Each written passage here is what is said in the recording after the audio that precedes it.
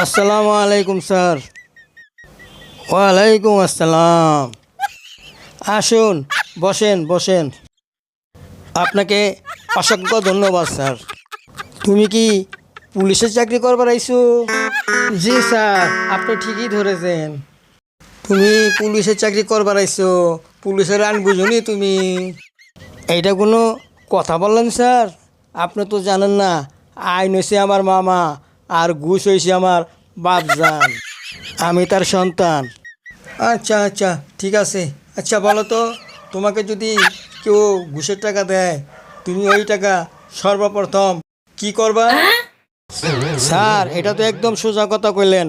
আমি ঘুষের টাকা লইয়া সবার আগে খাইয়া হালাই দিমু এক্কেরে, যাতে কোনো প্রমাণ না থাকে।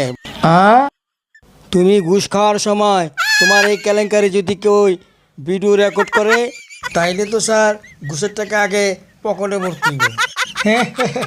তারপর পরে মোবাইলটা থাবাতে লইমু, এরপর থানায় নিয়ে জব্দ করে দিমু।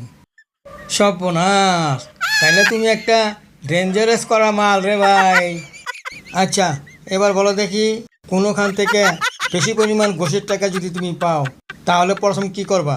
কি বলেন স্যার? এটা তো একদম সোজা।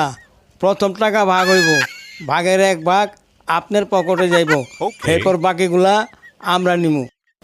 ওরে বাবা রে, ওরে বাবা রে, পুরা চালু মারলে না রে ভাই তুমি একটা। তোমার মতন এরম যোগ্য লোক আমি অনেক দিন ধরে খুঁজতেছি।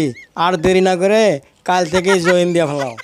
ঠিক আছে স্যার, আপনি কোনো টেনশন করবেন না। কালকার থেকে সব দায়িত্ব আমার। দেখেন ঘুষের টাকা দিয়ে আপনার পকেট কিভাবে ভইরা দেই। একেবারে মনের কথা বলছো রে ভাই।